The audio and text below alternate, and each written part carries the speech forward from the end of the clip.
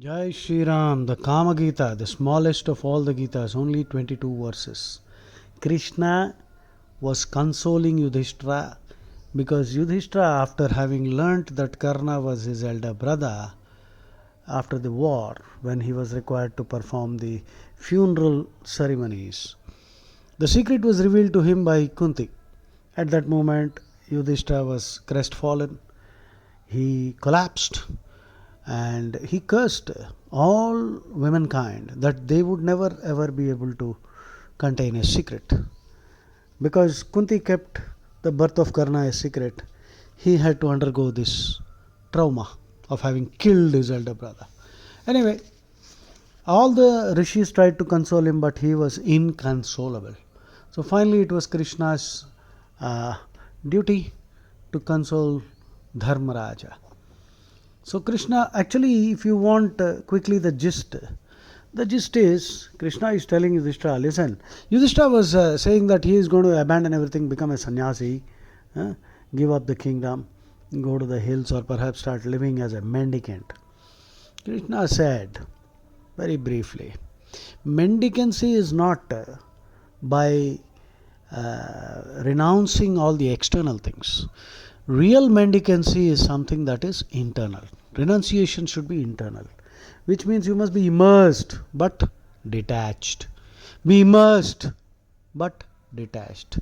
Padma Patra Mivambhasa, 5:11 in the Bhagavad Gita. Or 5:10.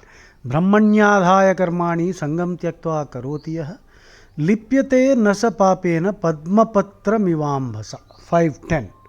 So in 5:10 Krishna is saying, be like a drop of water on the lotus leaf. It looks like it is sitting firmly on the leaf, but it is totally detached. That is how you should be. Brahmanyadhaya karmani sangam tyaktva karoti yah lipyate nasa papena padmapatra mivambhasa. 5:11 is kayena manasa buddhya kevalair indriyairapi yoginah karma kurvanti sangam tyaktva atma shuddhaye. Sangam tyaktva atma shuddhaye. That means sangam means attachment. So having given up all attachment, you can purify your heart. That is true sannyasa. So now Krishna is saying, O foremost of the Bharatas, salvation is not attained by renouncing the external things like kingdom and all that.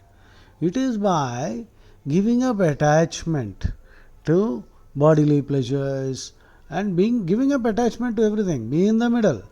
Don't be attached. Enjoy with detachment. Tena tyaktena bhunjida.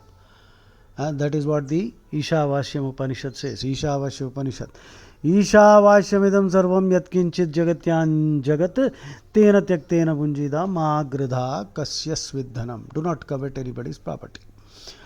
Vasudeva vacha na बाह्यम द्रव्यम उत्सृज्य सिद्धिर्भवति Bharat शारीरम द्रव्यम उत्सृज्य सिद्धिर्भवति मानवा.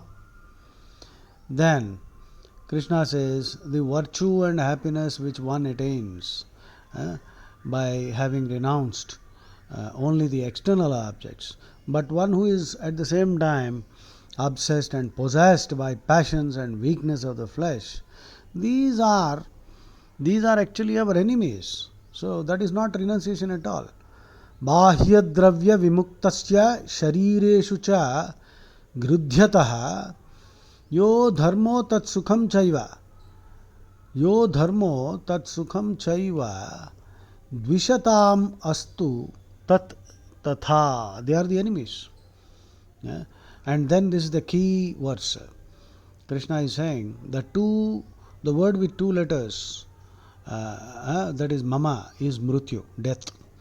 And the word with three letters is Shashvata Brahman, or the eternal spirit. Okay. So, Dvayaksharastu bhaven mrutyu.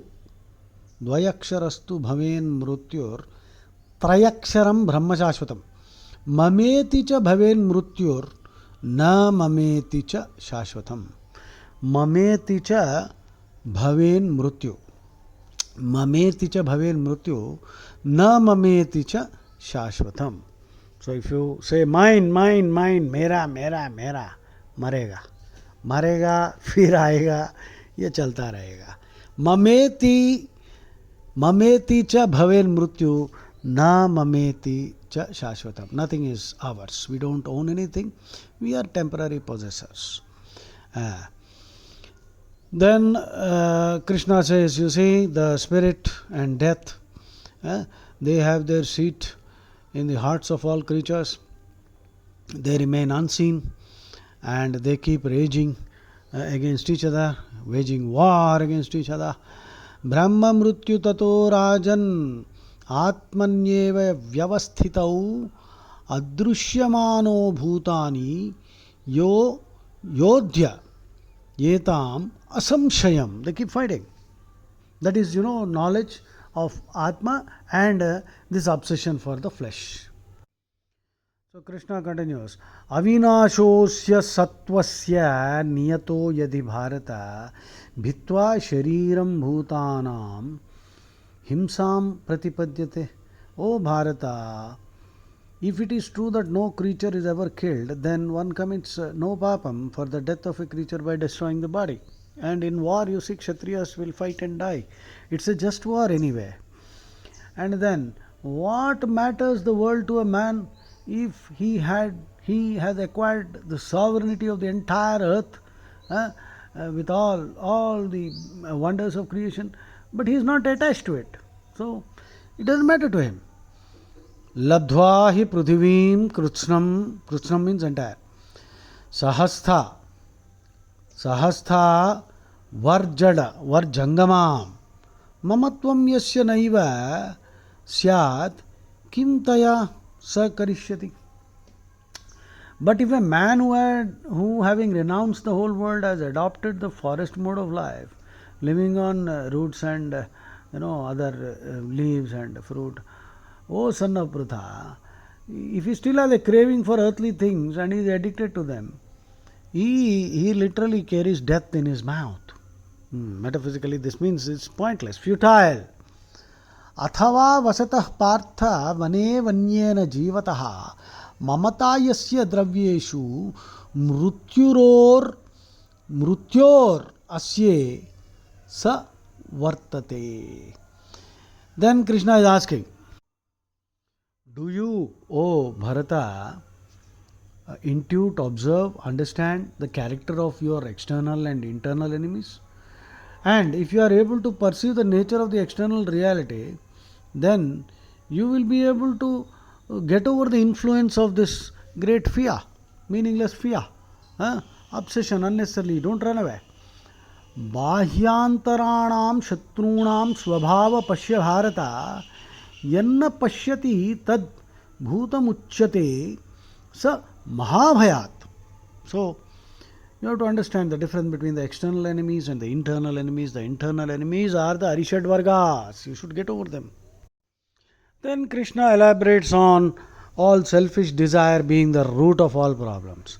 Kamatmanam na prashansanti loke neha kama kachidasti pravrittihi sarve kama manasonga prabhuta yan panditaha samharati vichintya bhuyo bhuyo bhuyo bhuyo janmano abhyasa yogat yogi yogam saramargam vichintya danancha vedadhyanam tapascha kamyani karmani cha vaidikani vratam yajnan niyaman dhyana yogan kamena yo narabhati viditva yad yachayam kamayate sadharmo nayo dharmo niyamastasya moolam. So in short, controlling selfish desires is at the root of all true sannyasa, all true virtue. So control your selfish desire. Then Krishna continues, he says, as an illustration of this truth, the rishis of yore recite these verses called by the name Kama Gita. So you too, Yudhishthira, listen to this. Atra gatha kama gita kirtayanti pura vidaha shrunu sankirtyamanasta, Shrunu sankirtyamanasta, akhilena yudhishthira, naham shakyo anupayena, hantum bhutena kenachit. Kama says, this is actually Krishna is relating what the rishis used to say in this context. So, that is the whole context. The idea already is very clear to all of us. Mameti cha bhaven mrutyu, na mameti cha shashvatam. Tena tyaktena bunjida. Live, enjoy with detachment. So, Kama is saying, Kama personified, Kamadeva if you want, the Puranic Kamadeva.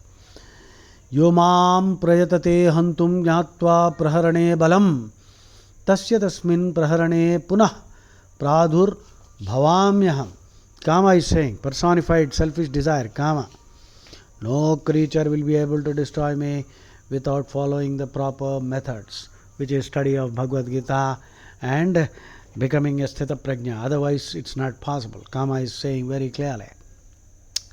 And then Kama continues, if a man knowing my path tries to destroy me by chanting prayers, I prevail over him by deluding him with the belief that I am the ego with him.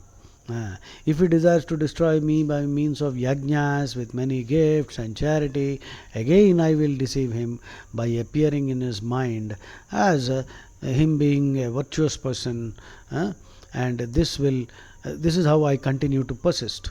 And if he thinks he can destroy me by mastering the Vedas and all the Vedangas, I will overreach him and persist by appearing to his mind to be Atmajnana. This is how Kama is claiming that it's impossible, you cannot throw me out. Yomam prayatate hantum yajnair vividha dakshinaihi jangameshviva dharmatma punah pradhur bhavamyaham. Yomam prayatate nityam vedair vedanta sadhanaihi sthavare dviva bhutatma tasya pradhur bhavamyaham. So Kama is saying, you cannot throw me out, man. It's not so easy. Selfishness is inbuilt into the genes. It's the most difficult thing to dislodge. Then Kama continues. And if a man thinks that his strength lies in Satyam and he wishes to overcome me by patience, I will again deceive him, appear in his mind, and as if humility. I will appear as if one is being humble. And if a person undertakes tapas, austere religious practices, and tries to destroy me by means of asceticism, I appear in the dress of asceticism in his mind. Again he is deceived and he is prevented from knowing me. And the man of learning who thinks he can gain salvation, I laugh at that fellow. I am everlasting, one without an equal, whom no one can kill or destroy. Yomam prayatate hantu dhrutya satya parakramah bhavo bhavami tasyaham sachamam nava buddhyate. Yomam prayatate hantum tapasa samshitavrataha tatas tapasi tasyath punah pradurbhavamyaham. These verses are important because Krishna is uttering them. So please listen with Shraddha. Not many will listen to this. It doesn't matter. Be the one who rejoices in Krishna. So, Yumam pretate hantum moksham asthaya panditaha tasya moksharatis sthasya nrutyamicha hasamicha. मैं उसके ऊपर हंसूंगा. अवध्य सर्वभूतानाम aham ekah sanatanam. Now Krishna concludes and he says, therefore, O Raja, O Prince, O Yudhishthira, Dharmaraja, divert your kama to virtue and give up all selfishness, and do not be deluded with this false sense of mendicancy. Only then you will achieve great good for yourself and for the entire nation. Tasmat tvamapi tam kamam yajnair vividha dakshinaihi dharme kuru Maharaja tatra te sa bhavishyati. Therefore, make preparations for the Ashwamedha Yajna. Don't call it sacrifice. You see, the stupid sacrifice, the word sacrifice is an Abrahamic word which connotes the slitting of the neck of some innocent animal. There is no animal sacrifice anywhere in the Vedas. Many scoundrels have distorted the Vedic meanings. So I'm sick and tired of repeating this. Yajna is not sacrifice. Yajna is an untranslatable. Okay, Ashwamedha does not mean sacrificing horses. Rashtam va Ashwamedah Annam hi gau Ajyam Medha Agnirashvaha. So, Agnirashvaha. Agni is the horse which conveys speedily the oblations to the devas. Annam hi gau. Gau is food. Food is gau, a horse. Now the word cow. Gau has many meanings. I think I discussed this earlier, so I'm not going to dilate on this now. So Krishna is saying Ashwamedha basically means developing the nation, improving the infrastructure, enhancing the territory, giving protection to people, improving the quality of their life, spreading knowledge, constructing schools and universities. All this is called Ashwamedha. Rashtam va Ashwamedha. That is the Vedas. Tasmat tvamapi. Okay, that is over. Yajasva Vajimedhena Vidivat Dakshinavada Anyescha Vividhair Yajnaihi Samruddhai Rapta Dakshinaihi.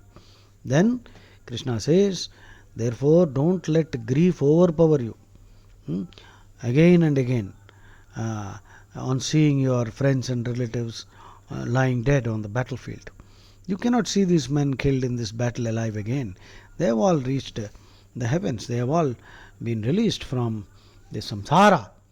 Mate vyathastu nihatan bandhun viksha punah punah na shakyayasti punadrashtum ye hatasmin ranajire. Therefore, O Dharmaraja, perform great yajnas, develop the nation, and do charity, so that you may attain great fame in this world and achieve moksha, reach the perfect way in the next.